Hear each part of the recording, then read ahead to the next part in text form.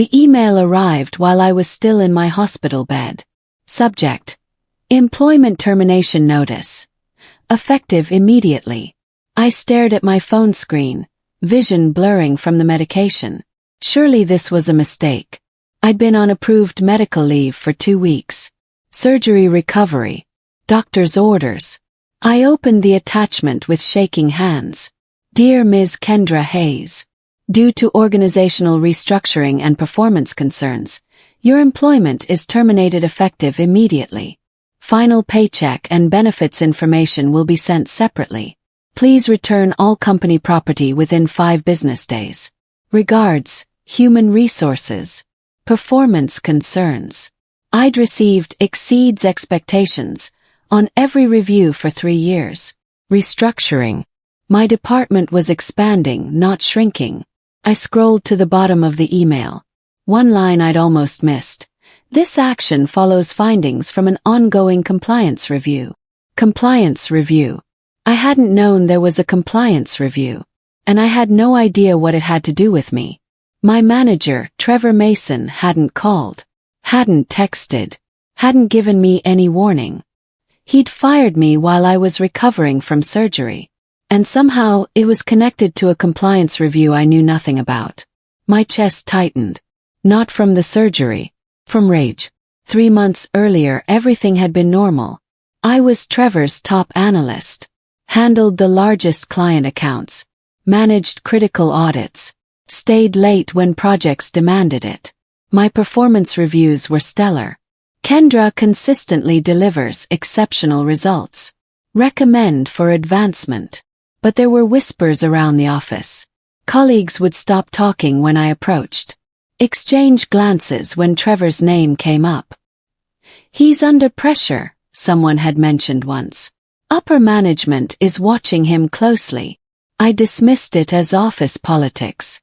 Not my concern. Then 2 weeks before my surgery, a colleague named Paolo pulled me aside. Hey Kendra, can I ask you something? Sure. Have you noticed anything weird with the quarterly reports? The numbers Trevor submitted. Pause. What do you mean?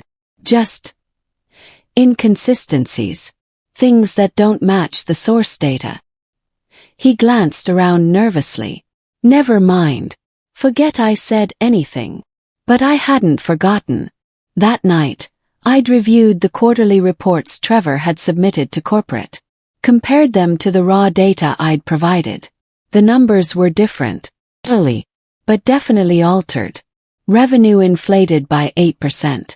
Expenses reduced by 12%. Performance metrics adjusted to make our department look significantly better than reality. Trevor had been cooking the books. And now, lying in a hospital bed with a termination notice on my phone, I understood. He hadn't fired me because of restructuring. He'd fired me to silence me before the compliance review uncovered what he'd done. The realization hit like ice water. Trevor knew I had access to the original data. Knew I could compare his submitted reports to reality. Knew I was thorough enough to notice discrepancies. I was a liability. And the timing, firing me while I was on medical leave when I couldn't defend myself, that was calculated. By the time I returned to full health, I'd be gone. No access to company systems. No ability to prove what I'd seen. My anger sharpened into determination. I pulled up my laptop from the bedside table. Logged into my personal email. Searched for messages I'd sent myself over the past 6 months. Screenshots of the original data reports. Copies of emails where I'd flagged concerns to Trevor. Client confirmations showing actual revenue numbers that contradicted his official submissions. I'd been saving things. Not because I suspected fraud, just because I was thorough. 'Cause I liked having backups. Now those backups were evidence. Trevor thought he'd eliminated the problem by firing me. He'd actually just freed me from any obligation to protect him. I checked the termination email again. Following findings from an ongoing compliance review. The review was happening now. Investigators were looking at exactly the kind of reports Trevor had falsified. And I was the only person who knew the truth. Who had proof. My phone buzzed. Text from Paulo. Did you hear? Compliance team is in the office, asking questions about quarterly reports. Trevor looks nervous. I smiled despite the pain from my incision. Trevor should be nervous, because I was about to become his worst nightmare. I lay in bed reviewing my mental timeline of Trevor's mistakes. 6 months ago. Q1 report submitted with inflated revenue. I'd noticed the discrepancy but thought it was an honest error. Mentioned it to Trevor. He'd said, I'll double-check the source data, and never followed up. 4 months ago, Q2 report. Same pattern.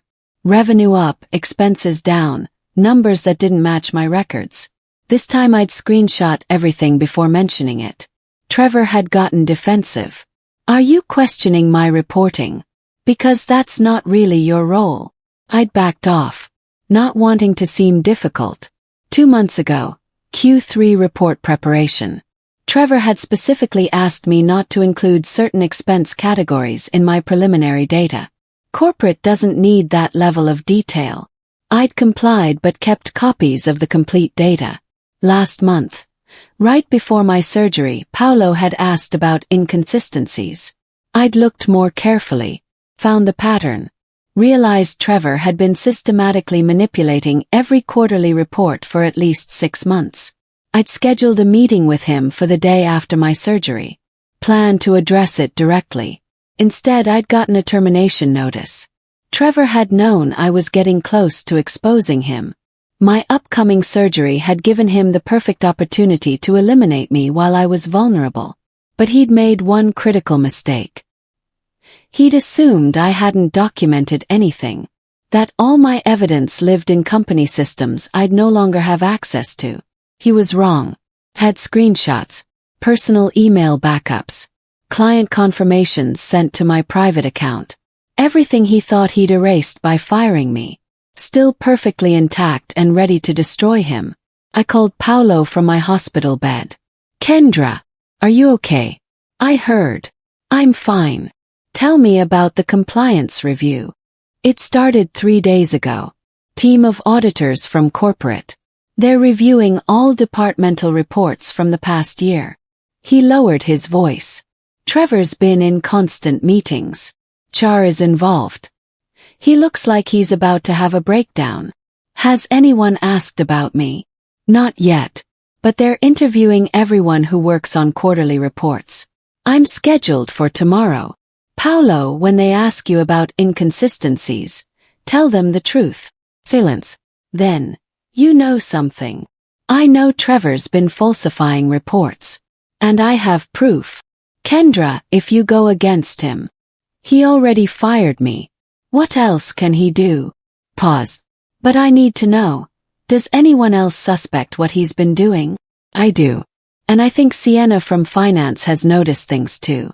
But we're scared. Trevor has influence. He could ruin our careers. He can't ruin mine. It's already ruined. My voice hardened. Which means I'm free to tell the truth. After we hung up, I drafted an email. To corporate compliance team. Subject. Information regarding quarterly reporting discrepancies. I didn't send it yet. First, I needed to make sure I had my facts straight. That my evidence was organized. That I couldn't be dismissed as a disgruntled ex-employee. But I would send it. And when I did, Trevor's world would collapse. Recovery gave me time I hadn't expected. Time to monitor. To watch. To piece together what was happening. I still had access to my work email on my phone. HR hadn't deactivated it yet. Probably an oversight in their rush to process my termination. I watched the messages flow. Careful not to reply. Just observing. An email from Trevor to the compliance team. All quarterly reports were prepared following standard protocols. Any discrepancies can be attributed to timing differences in data collection. Ways. Smooth. Confident. Another email, this one from finance to Trevor. Please provide source documentation for Q2 revenue figures by end of business Friday. Trevor's response. Source files are archived. We'll need a few days to retrieve. He was stalling. Trying to buy time to create false documentation. Then I saw something that made my heart race. An email accidentally CC'd to me instead of someone else. From compliance lead Byron Ross to his team. Following preliminary review, significant inconsistencies identified in departmental reporting. Recommend expanded investigation. Interview schedule attached. The attachment showed names. Trevor Mason Wednesday. Paulo Silva Thursday. Ganichin Friday. And at the bottom, Kendra Hayes, status. Recently terminated. Reach out for external interview. They wanted to talk to me. Trevor had fired me thinking it would keep me silent. Instead, it had freed me to speak without fear of retaliation. I forwarded the email to my personal account. Added it to my evidence folder. Then I waited for them to call. The call came 2 days later. Ms. Hayes. This is Byron Ross from Corporate Compliance. Do you have a few minutes to discuss your recent work with the quarterly reporting process? Yes. I understand you're recovering from medical leave. I apologize for the timing, but we're conducting a review of departmental reports, and your name came up as someone who might have relevant information. What kind of information? Specifically about data sources and report preparation. We've identified some discrepancies and we're trying to understand the workflow. He was being careful, not accusing anyone, just gathering facts.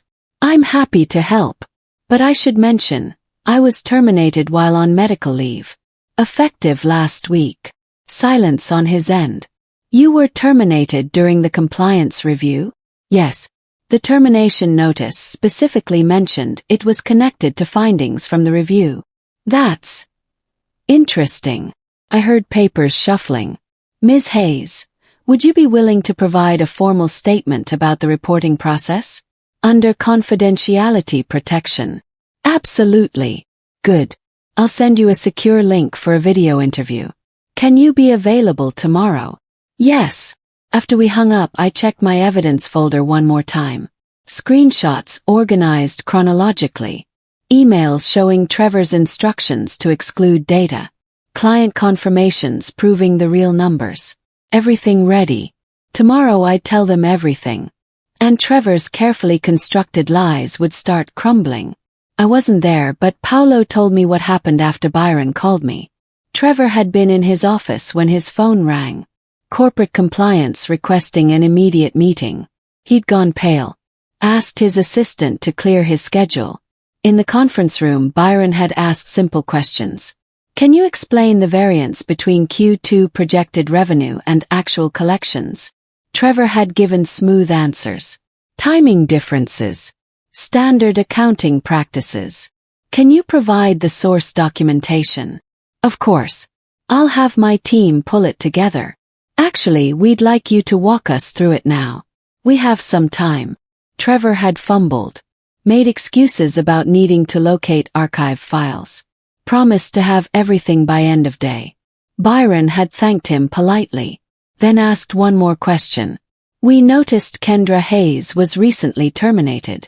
Was she involved in the reporting process? She provided some preliminary data. But the final reports were my responsibility.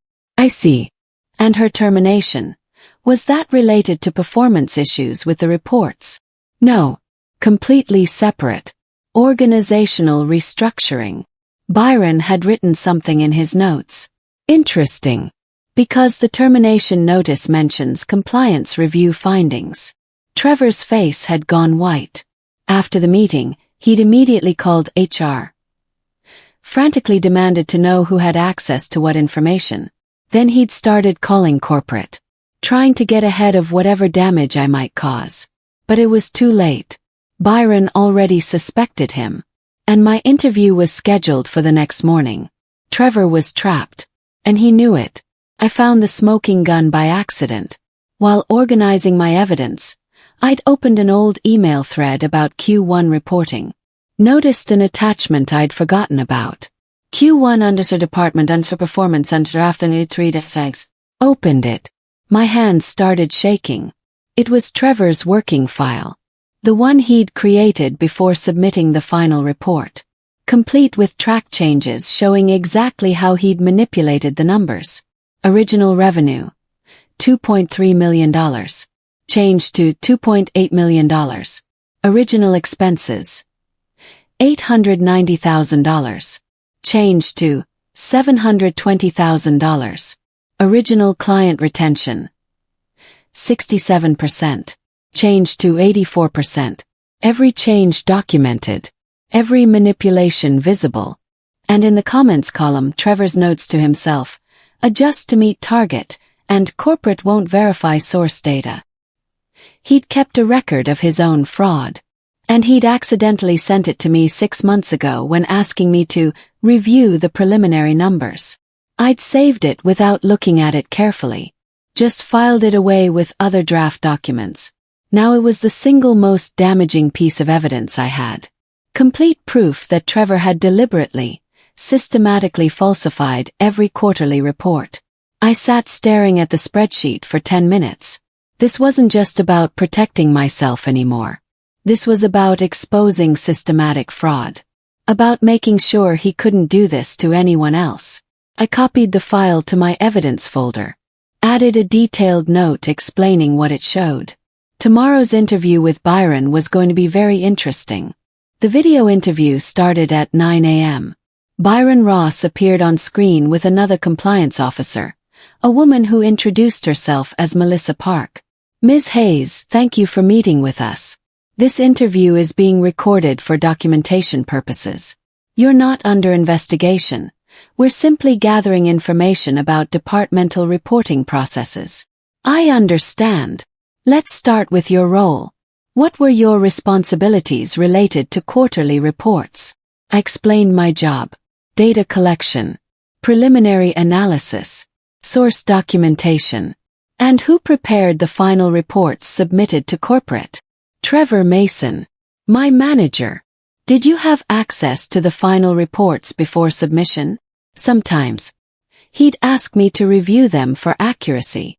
And did you ever notice discrepancies between your preliminary data and the final submitted reports? Here it was.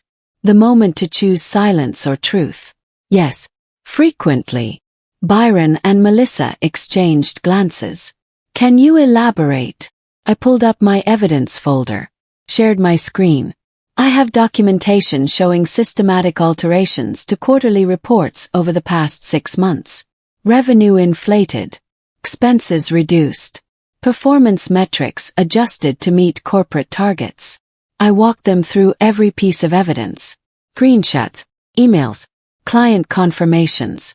And finally, the draft spreadsheet with Trevor's track changes. Melissa's expression went from professional interest to barely concealed shock. Ms. Hayes, this is substantial evidence of potential fraud. I know. Why didn't you report this earlier? I plan to. I had a meeting scheduled with Trevor the day after my surgery to address it directly. Instead, I received a termination notice while in the hospital. Byron leaned forward. Do you believe your termination was related to this knowledge? I know it was. Trevor knew I had access to source data. Knew I could prove his reports were fraudulent. Firing me while I was on medical leave eliminated me as a threat. Except you documented everything. Yes. The interview lasted 2 more hours. They asked detailed questions. Requested copies of everything. Confirmed dates, sources, and recipients. At the end, Byron said something that made my heart race. Ms. Hayes, this investigation just became significantly larger. Thank you for your cooperation. Trevor tried to fight back before I could finish destroying him. 2 days after my interview, I received a letter from his attorney. Cease and desist. You are hereby ordered to cease all defamatory statements regarding Trevor Mason and company name. Your recent communications to corporate personnel contain false and misleading information that damages Mr. Mason's professional reputation. Failure to comply will result in legal action for defamation, tortious interference, and breach of confidentiality. I read it twice. Then I laughed. Everything I'd told Byron was documented. Provable. Fact. Truth is an absolute defense to defamation. I forwarded the letter to Byron with a simple note. Trevor's attorney sent this. Thought you should know he's escalating. Byron's response came within an hour. Thank you. This actually helps our case. Please don't respond to his attorney. Let us handle it. That afternoon, Paolo texted me. Trevor called an emergency team meeting. Said you're spreading lies to damage the company. Told us not to cooperate with compliance if asked about you. Obstruction of an investigation. Trevor was digging his grave deeper. What did people say? Yes. Nobody's defending him. Sienna from finance told him directly that she'd cooperate with any official investigation regardless of his preferences. He looked like he might have a stroke. Trevor was losing control, getting desperate, which made him dangerous, but also sloppy. And sloppy people make mistakes that investigators love to find. The next piece of evidence fell into my lap by accident. I was reviewing my old files when I found something I'd saved months ago. Draft audit reports. Not quarterly reports. Internal audits of departmental spending and resource allocation. Opened one. Then another. The pattern was clear. Trevor had been falsifying more than just quarterly performance reports. He'd been manipulating budget audits too. Expenses that should have been charged to our department, moved to other cost centers. Purchases made with departmental funds, reclassified as corporate overhead. Consulting fees paid to a vendor I'd never heard of. $45,000 over 6 months. I searched the vendor name. No website. No business registration I could find. Shell company. Almost certainly. Trevor hadn't just been making his performance look better. He'd been stealing. My hands shook as I compiled this new evidence. This went beyond fraud. This was embezzlement. I sent everything to Byron with a detailed explanation. His response came immediately. Can you get on a call? Now. 10 minutes later, I was explaining the budget manipulation to Byron and 2 other investigators I hadn't met before. This is a separate criminal matter, one said. Financial crimes, not just reporting fraud. We need to secure his access to systems immediately, Byron added, before he can delete evidence. They thanked me and ended the call abruptly. 2 hours later, Paolo texted. Trevor was just escorted out of the building by security. They locked his computer, took his phone. He's on immediate administrative leave. It was happening. The system was working. Trevor's carefully constructed empire of lies was collapsing. And I was the one who'd pulled the first thread. I met Byron in person for the first time at a coffee shop near my apartment. I wanted to thank you personally, he said, sliding into the booth across from me. What you've provided, it's enabled us to build a comprehensive case. What happens now? Trevor Mason is under investigation for fraud, embezzlement, and obstruction. We're reviewing every transaction, every report, every decision he made over the past 2 years. He paused. But I need to warn you. He's going to try to discredit you. How? He's already claiming you were terminated for cause. That you're making false allegations out of revenge. That your evidence is fabricated. Everything I gave you is verifiable. I know. And we're verifying it. But legally he can make your life difficult. File countersuits. Drag your name through the mud. Thought about that. The stress. The legal fees. The public battle. I don't care, I said finally. He fired me while I was in a hospital bed. He stole from the company. He destroyed people's careers to cover his fraud. If fighting him publicly is what it takes, I'll do it. Byron smiled slightly. That's what I thought you'd say. Which is why I have something for you. He slid a folder across the table. Whistleblower protection documentation. Corporate is formally recognizing you as a protected whistleblower. Trevor can't touch you legally without facing additional federal charges. I opened the folder. Official letters. Legal protections. Contact information for corporate counsel who would defend me if needed. You're safe, Byron said. Now let's make sure he faces consequences. Trevor's counterattack came fast. Within days, Rumors started spreading through my professional network. Colleagues from other companies messaging me with concern. I heard you were terminated for falsifying reports. Someone said you're under investigation for fraud? Is it true you were stealing from clients? Trevor was spreading lies, trying to destroy my reputation before the investigation could destroy his. Called Byron immediately. He's defaming me to industry contacts. We anticipated this. Save every message. Every rumor you can trace back to him. It's retaliation and it strengthens your position. But the damage was real. A job interview I had scheduled got suddenly cancelled.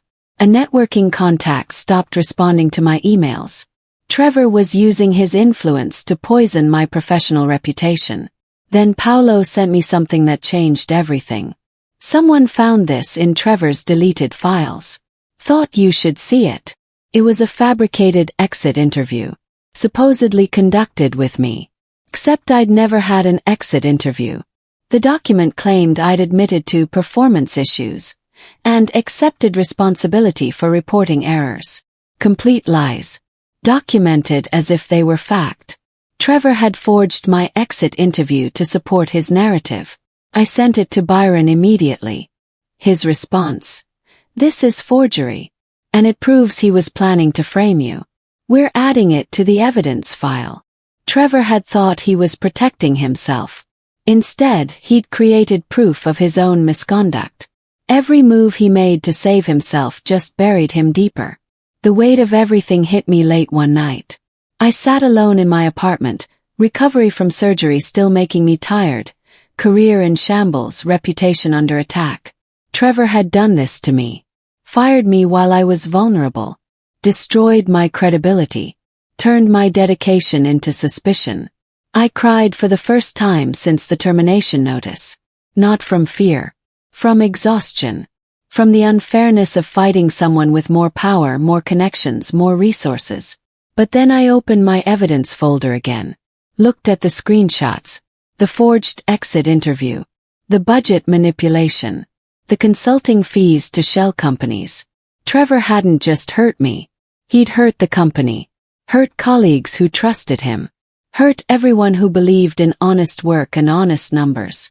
And I was the only one who could stop him. I wiped my eyes. Made myself coffee. Opened my laptop. Started documenting everything fresh. New timeline. New organization. Making the case so clear that even people who wanted to defend Trevor couldn't ignore the facts. By morning I had a complete narrative. Every piece of evidence cross-referenced. Every lie he'd told contradicted by documentation. I sent it to Byron with a note. Complete case file. Everything you need. His response came an hour later. "This is remarkable work. You should have been an investigator." "Maybe. But right now I just wanted to be vindicated. I found the payroll discrepancy while reviewing old expense reports. A pattern in consultant payments that didn't make sense. Same vendor. Same amounts. Month after month. I searched my email for any mention of that consulting firm.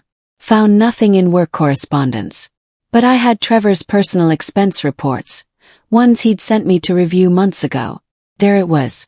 Reimbursement requests for consulting services that matched the vendor payments exactly.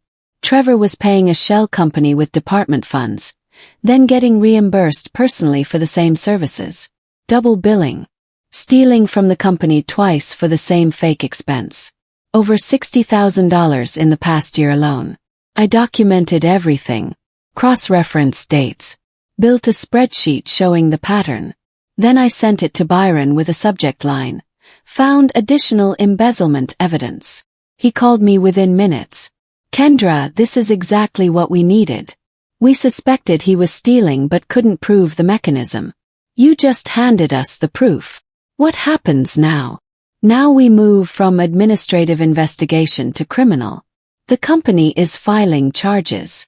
That afternoon Paolo sent me a screenshot. Company-wide email.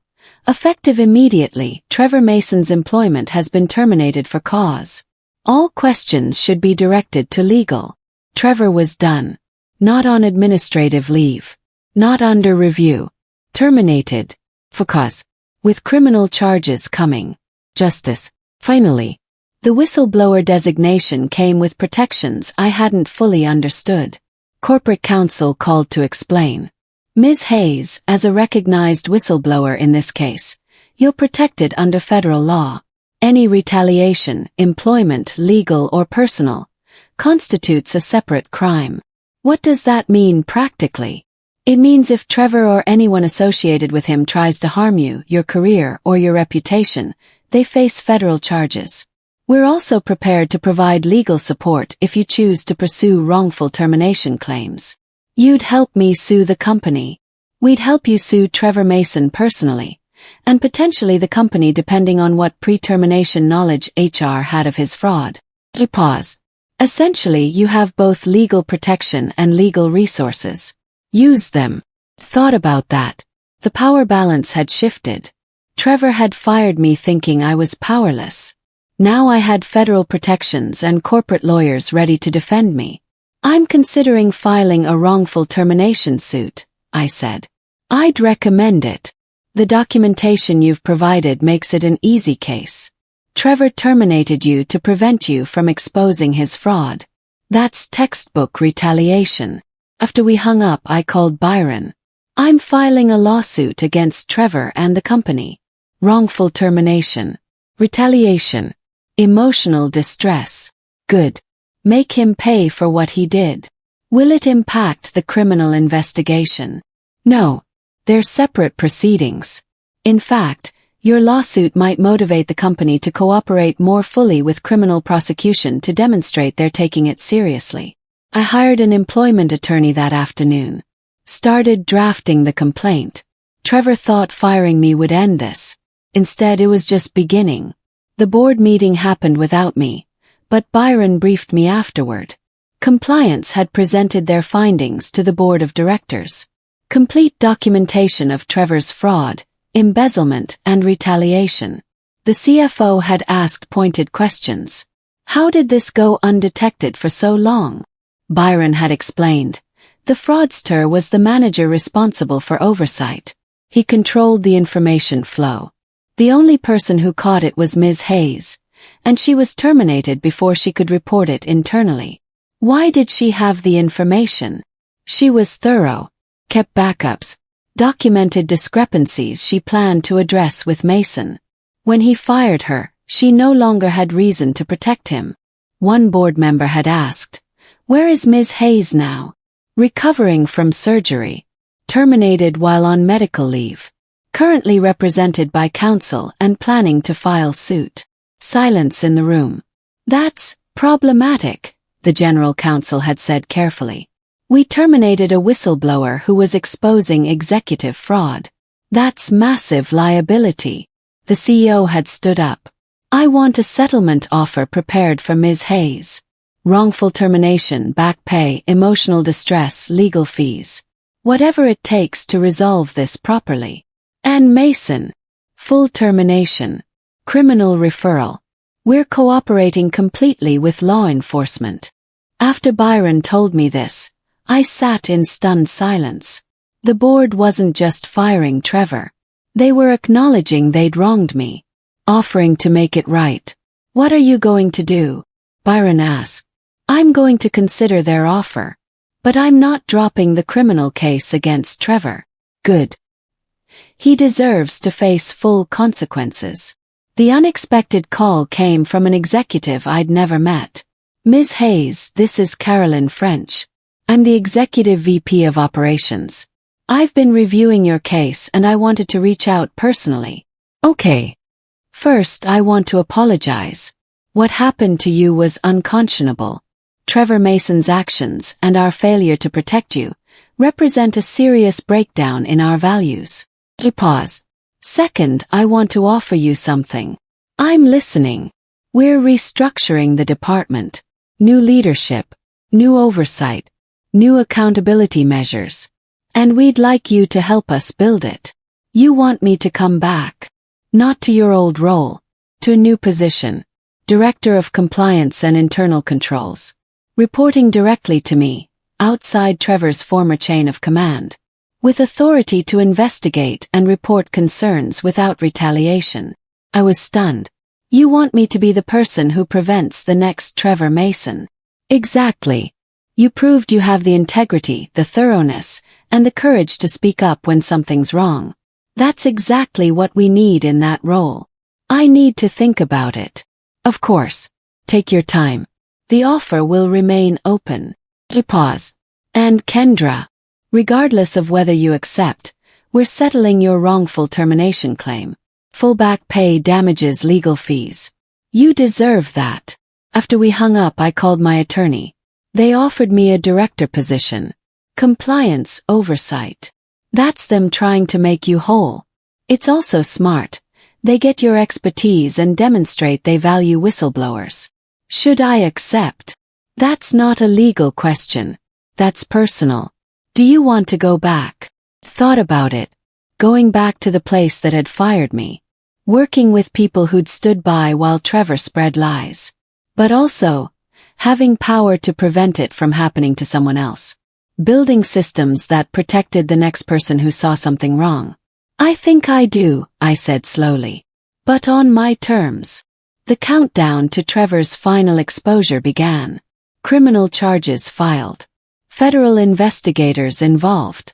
The company cooperating fully. Trevor hired expensive attorneys.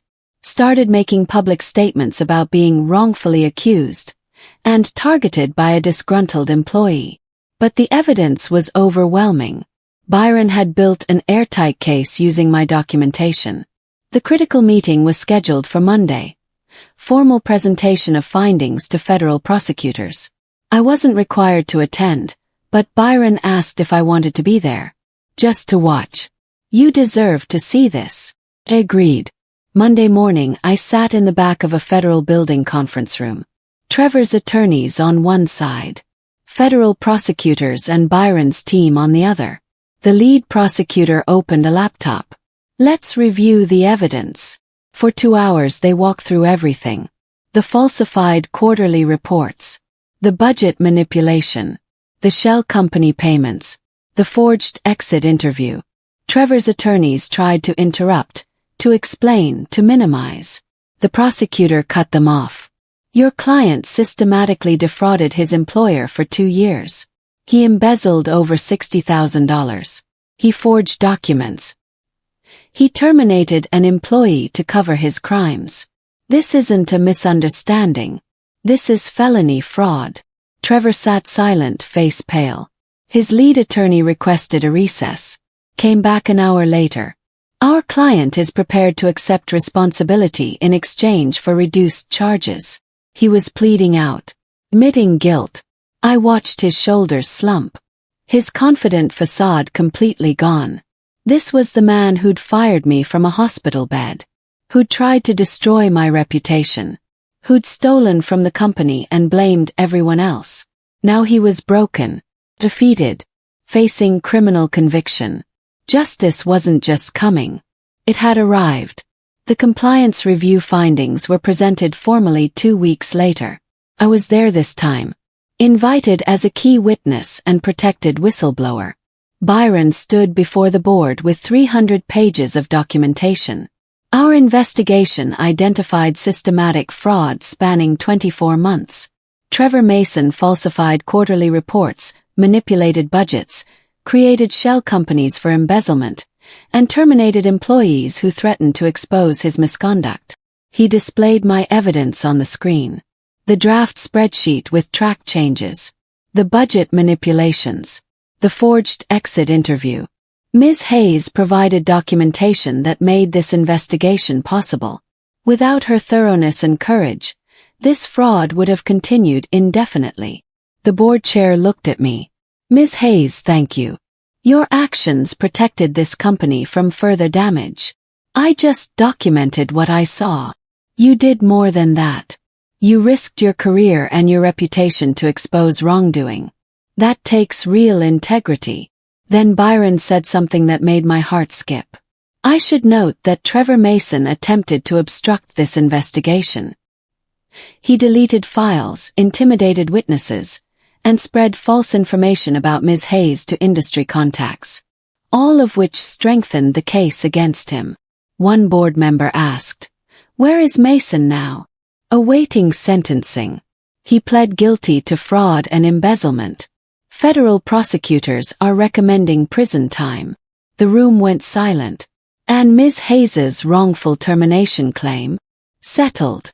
She's accepting our offer to return in a director role, building the exact oversight systems that should have prevented this." After the meeting, several executives approached me personally. Apologized. Thanked me. Promised things would be different. I accepted their words cautiously. Trust had to be rebuilt. But this was a start. My public vindication came through official channels. Company-wide announcement. Following a comprehensive investigation, Kendra Hayes has been cleared of all allegations related to her termination. Ms. Hayes is recognized as a protected whistleblower whose actions prevented significant ongoing fraud. She will be returning to the company as Director of Compliance and Internal Controls. The reversal was complete. From terminated employee to recognized hero. My LinkedIn filled with messages. "I heard what really happened. Congratulations on your vindication. You're an inspiration for standing up to corruption. Trevor got what he deserved. Thank you for your courage." The professional reputation Trevor had tried to destroy was not just restored, it was enhanced. I was now known as someone who fought fraud, who couldn't be intimidated, who valued truth over convenience. Meanwhile, Trevor's attorney sent one final message. "Ms. Hayes, my client would like to apologize personally for his actions. He recognizes the harm he caused and takes full responsibility. Would you be willing to speak with him?" I showed the message to my attorney. "He's trying to demonstrate remorse before sentencing, hoping it reduces his prison time. Should I meet with him?" "Only if you want to. You don't owe him anything." Thought about it. Trevor. Desperate. Broken. Wanting forgiveness he didn't deserve. "No," I said finally. "I don't need his apology. I already have justice." My attorney smiled. "Good answer." Trevor's sentencing was scheduled for 6 weeks later. Federal fraud charges carried mandatory prison time. He'd face years behind bars. Criminal record. His career permanently destroyed. All because he'd been too arrogant to realize that firing me wouldn't protect him. It would only free me to destroy him. The internal investigation escalated beyond Trevor. Compliance discovered that HR had been warned about Trevor's behavior months before. Multiple employees had complained about reporting irregularities. All were ignored or dismissed. The HR director who'd processed my termination, Amanda Foster, was called to testify.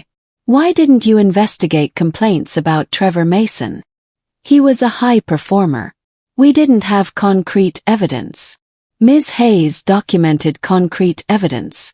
She tried to schedule a meeting to address it. You terminated her instead.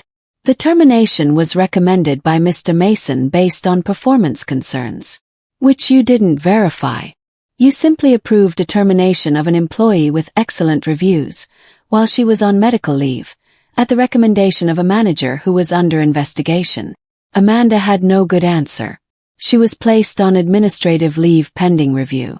Ultimately terminated for negligence and failing to protect whistleblowers. The new HR director called me personally.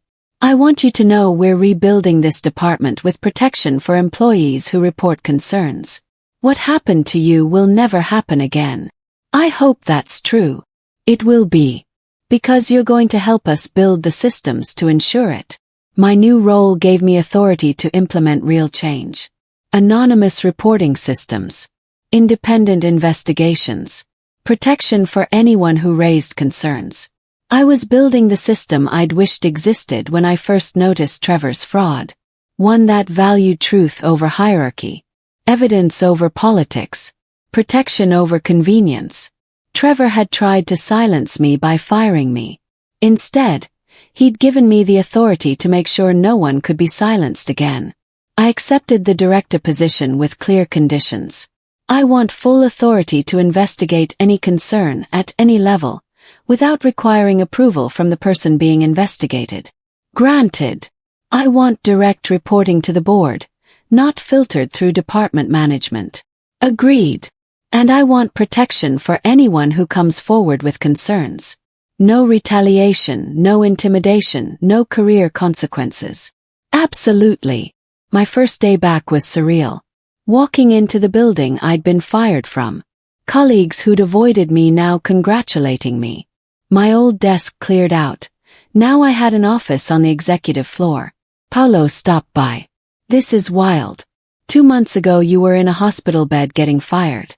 Now you're a director. Funny how truth works out. Trevor's sentencing is next week. Are you going? Yes. I want to see it finished. The sentencing hearing was brief. The judge reviewed the evidence, the plea agreement, Trevor's statement of remorse. Then the sentence. 42 months in federal prison. Restitution of $87,000 to victims. 3 years supervised release. Trevor stood in handcuffs. His expensive attorneys packed their briefcases. His career, his freedom, his reputation all gone. He looked at me once as they led him away. I met his gaze steadily. This was his doing. Every choice that led him here was his own. I just refused to be his scapegoat. 6 months later, I sat in my new office reviewing the systems we'd built. Anonymous reporting hotline. Active and monitored by external compliance firm. Quarterly audits. Conducted by independent teams with rotating leadership. Whistleblower protections.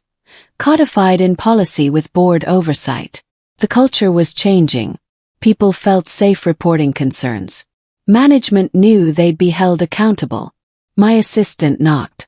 Kendra. Someone's here to see you. A young analyst I didn't know stood nervously in my doorway. Ms. Hayes. Hey. I think I found something wrong in my manager's expense reports. But I'm scared to report it because you're worried about retaliation. I gestured to a chair. Sit down. Tell me everything. You're protected. She spent an hour explaining what she'd found. Took notes. Documented everything. Then I opened an investigation. Not through her manager. Directly to external auditors. 2 weeks later we found systematic expense fraud. Her manager was terminated. She stopped by my office afterward. Thank you for believing me. For protecting me. That's what this role is for. Nobody should have to risk their career to report the truth. She left relieved and safe. I sat back in my chair, thinking about the journey. Trevor had fired me during medical leave, thinking it would silence me. Instead, it freed me to expose him completely. The compliance review had hit hard, destroying his career, sending him to prison, costing him everything. And it had given me something unexpected. Power to protect others from the same fate. I'd been terminated while vulnerable and recovering. Now I was the person who made sure vulnerability was protected, not punished. Trevor had tried to bury me.